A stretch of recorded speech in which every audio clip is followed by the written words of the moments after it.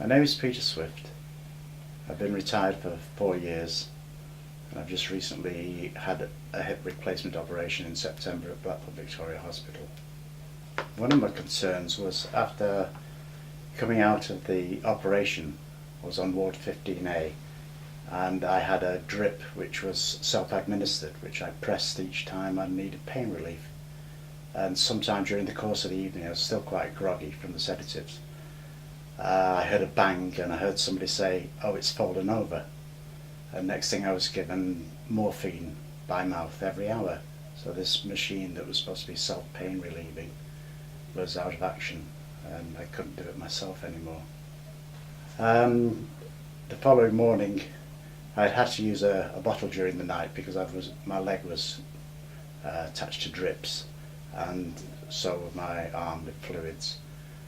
And I'd left the bottle on the side table, and in the morning, in the bustle of breakfast being issued, somebody pushed the table towards the bed, spilling the bottle, overflowing onto the tray. And the nurse then came over with breakfast and a bowl of cornflakes, put it down, and I explained to her that the tray was wet with urine.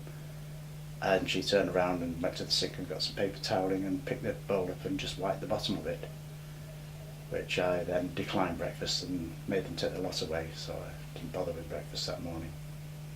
I was also concerned that a staff nurse appeared to be of long standing.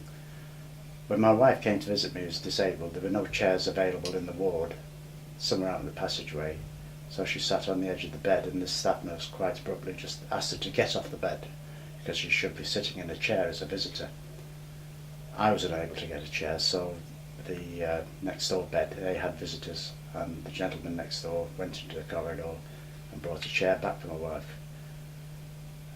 Also quite concerned that this same staff nurse did my medication from the entire time I was in there. I was issued with new medication, which I didn't realise. I brought my own medication in my own box that had sliding tops, 7 tops for 7 days.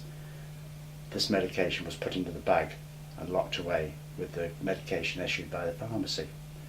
And every time she came to give me my medication, she went to the locker, could hear my tablets rattling around, she got my medication out.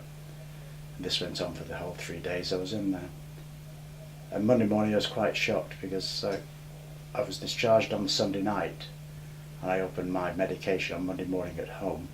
And instead of finding 3 tablets in the first compartment for Monday morning, there were 13. And I checked the rest of them and they were just thrown in there haphazardly, which looked like the tops had slid out as the box had been disturbed. And I think they'd just been gathered up and just plonked back in the box willy-nilly, very randomly.